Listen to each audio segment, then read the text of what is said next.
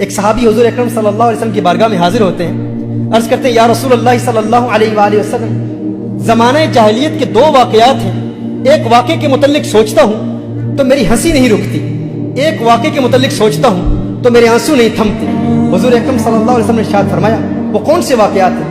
وہ عرض کرتا ہے کہ یا رسول اللہ صلی اللہ علیہ وسلم، زمانہ جاہلیت میں ایک مرتبہ میں ایک سفر پر جا رہا تھا، تو میں نے سوچا سفر پر اپنے ساتھ ایک بت تھا جس کی میں پوجا کرتا تھا، اس کو اپنا معبود سمجھتا تھا، پتھر کا بنایا ہوا بت میں اپنے ساتھ لے کے گیا، میں لے جانے کے لیے تیار ہوا کہ اس کو اپنے ساتھ لے کے جاؤں، لیکن اس کا وزن اتنا زیادہ تھا کہ میں نے سوچا کہ کہیں اپنے ہی معبود کے وزن کے نیچے دب کے مر نہ جاؤں، تو میں نے سوچا کہ میں ایک اور معبود تیار کر لیتا ہوں۔ کہا کہ میں نے آٹے کا ایک معبود بنایا، کیونکہ آٹے کا وزن کم ہوتا ہے، کہا میں نے آٹے کا ایک معبود بنایا، ایک بت بنایا، باطل معبود بنایا کہ میں اس کو ساتھ لے جاؤں گا اور اس کی پوجا کرتا رہوں گا۔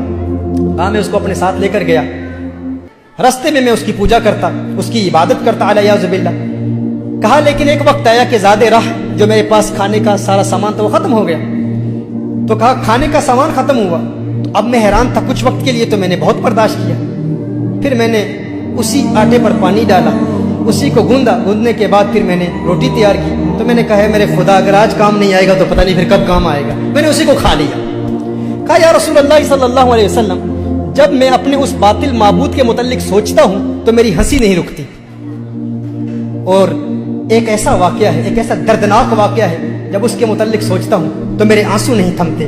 میرے آقا صلی اللہ علیہ وسلم نے ارشاد فرمایا وہ کیا واقعہ ہے؟ کہا یا رسول اللہ صلی اللہ علیہ وسلم، ایک وقت ایسا تھا کہ میں اپنے گھر سے سفر کے لیے روانہ ہوا، جب میں سفر کے لیے روانہ ہوا تو میری زوجہ حاملہ تھی، میری زوجہ امید سے تھی، ایک عرصے کے لیے میں اپنے گھر سے باہر رہا اور میں نے ایک مدت گھر سے باہر گزاری، جب واپس آیا تو گھر میں جب پہنچا تو میں نے دیکھا ایک ننھی سی بچی میرے گھر کے صحن میں کھیل رہی ہے۔ جب اس بچی کو کھیلتے ہوئے دیکھا میں حیران ہو گیا، میں نے زوجہ سے پوچھا یہ بچی کہاں سے آئی ہے؟ تو اس نے کہا ڈر کی وجہ سے، خوف کی وجہ سے، وہ جانتی تھی کہ یہ عرب کا معاشرہ ہے اور یہ وہ لوگ ہیں جو اپنی بیٹیوں کو زندہ دفن کر دیا کرتے ہیں۔ اس نے کہا کہ یہ آپ کی بیٹی ہے۔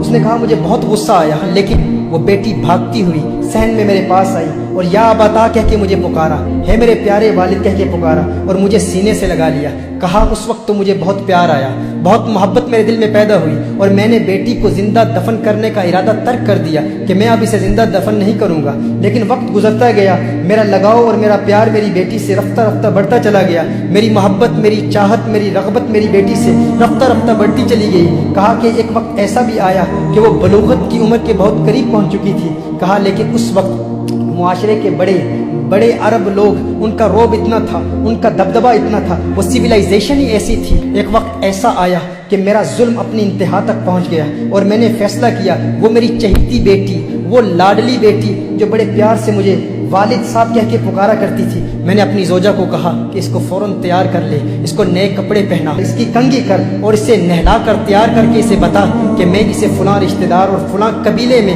ان کی شادی ہے، اس شادی پر اس کی سہیلیاں اس سے ملیں گی اور وہاں لے جا رہا ہوں۔ جب اس نے کہا کہ میں نے اپنی زوجہ کو بتایا، کیونکہ زوجہ جانتی تھی کہ عرب معاشرے میں کس قدر ظلم کیا جاتا ہے، اس نے کہا وہ اس کی کنگھی کر رہی تھی، اس کے بال سنوار رہی تھی، لیکن میری زوجہ کی آنکھوں سے اشکوں کی برسات جاری ہو گئی، بہت رو رہی تھی میری زوجہ، اور بچی نے بڑے پیار سے پوچھا ہے میری والدہ، ہے میری ماں، آپ کیوں رو رہی ہیں؟ اس والدہ نے بتایا نہیں، کیونکہ وہ والدہ جانتی تھی اگر بتا دیتی تو والد والدہ کو بھی قتل کر دیتا، معاشرہ ایسا تھا، وہ وقت ایسا تھا۔ میری زوجہ نے میری بیٹی کو تیار کیا، تیار کر کے جب وہ دروازے پر آئی تو میری زوجہ نے ایک جملہ کہا، اس نے کہا یا رجل لا تضيع الامانہ، یا رجل لا تضيع الامانہ، اور اس نے ڈرتے ہوئے کہا کہ ہے انسان امانت کو ضائع نہ کرنا، ہے انسان یہ اللہ کی امانت ہے، اسے ضائع نہ کرنا، اسے برباد نہ کرنا۔ اس نے کہا روتے ہوئے، میری زوجہ نے جب یہ جملہ کہا تو میری ننھی بچی بھی یہ جملہ سن رہی تھی، وہ بھی ان باتوں کو سن رہی تھی۔ کہا میں نے بچی کی انگلی پکڑ کر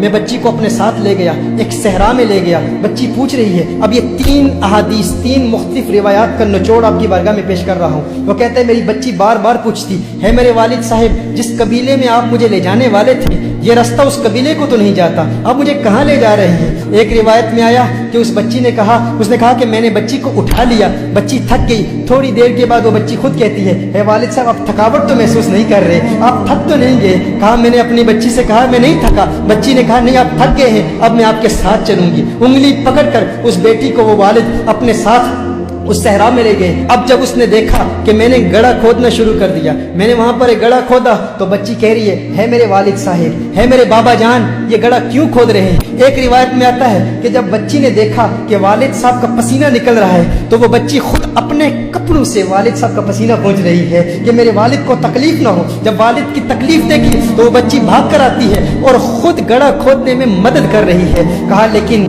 मेरा दिल पथरा चुका था, मैं पत्थर दिल हो चुका था, और जमाने का मुआशरे का रोब और दबदबा और फिक्र इस कदर लाहिक थी कि मैंने अपने बच्ची को उठा के उस गड्ढे में फेंक दिया। जब बच्ची को गड्ढे में फेंका तो रेत मैंने बच्ची पर डालना शुरू कर दी।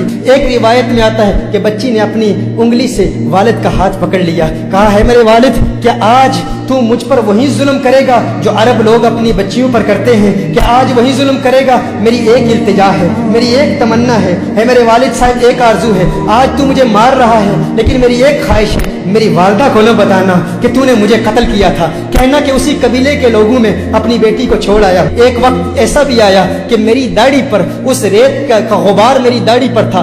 बच्ची उस कब्र में दफन हो रही थी और अपने हाथों से अपने वालिद की दाढ़ी भी साफ कर रही थी। उसको अपने वालिद की दाढ़ी पर जो गुबार था वो अच्छा नहीं लगता था। कहा लेकिन मेरा जुल्म अपनी इंतहा तक पहुंच चुका था। उसकी नन्ही आवाज खत्म होती चली गई और आखिरी जुमला उस बच्ची ने कहा, है मेरे वालिद, आपको याद है जब मैं घर से बाहर निकली थी तो माँ ने क्या कहा था? या रजुल ला तदय्यिल अमाना, है मर्द अल्लाह की इमानत को जाया न करना, अल्लाह की अमानत को जाया न करना। कहा उसने चीख मारी और वो बच्ची वहीं मर गई। मैंने बच्ची को दफन कर दिया। या रसूल अल्लाह सल्लल्लाहु अलैहि वसल्लम, आका जब मैं वो जहालत के जमाने का वाकया याद करता हूँ तो मेरे आंसू नहीं थमते। हुजूर अकरम सल्लल्लाहु अलैहि वसल्लम को देखा तो हुजूर अकरम सल्लल्लाहु अलैहि वसल्लम के साथ हजरत फातिमा तो ज़हरा रदियल्लाहु ताला अन्हा मौजूद है। मेरे आका ने फौरन फातिमा तो ज़हरा को सीने से लगा लिया, सीने से लगा लिया। मेरे आका की आंखों से अश्कों की बरसात जारी होगी। हम तो अपनी बेटियों से प्यार किया करते हैं। मेरे आका ने फरमाया, है जालिम इंसान, अगर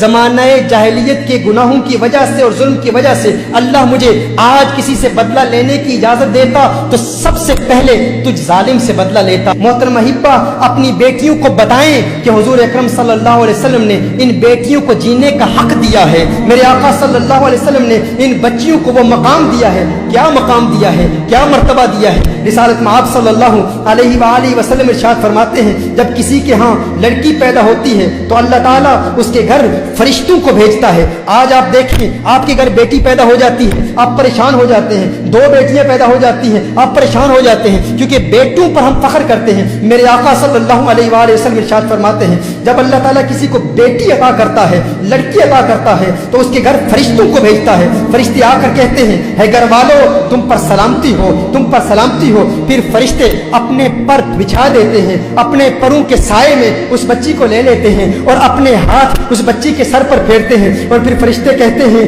कि ये नातवा कमजोर जान है, जो इस नातवा कमजोर की परवरिश करेगा कयामत तक अल्लाह की मदद उसके शामिल हाल रहेगी। मेरे आका सल्लल्लाहु अलैहि वसल्लम ने इरशाद फरमाया, बेटियों को बुरा मत कहा करो। तुम देखते नहीं मैं मोहम्मद अरबी भी बेटियों वाला हूँ, तुम देखते नहीं मैं भी बेटियों वाला हूँ। बेशक बेटियां तो बहुत मोहब्बत करने वाली, गमगुसार और बहुत ज्यादा मेहरबानी करने वाली होती हैं। एक हदीस में मेरे आका सल्लल्लाहु अलैहि वसल्लम ने इरशाद फरमाया, जिस शख्स पर बेटियों की परवरिश का बार पड़ जाए और वो उनके साथ हुस्ने सलूक करे तो उसके लिए जहन्नुम से रोक बन जाती है।